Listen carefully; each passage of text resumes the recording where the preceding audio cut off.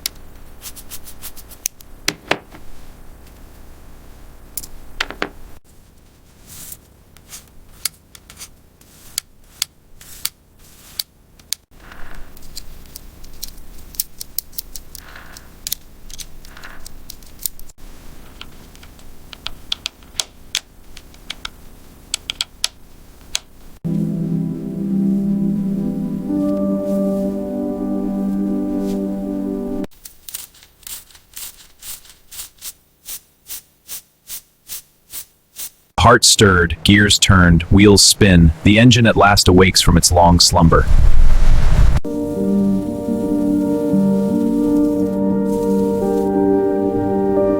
It is onward, carrying the memory of its ages and the hands that revived it.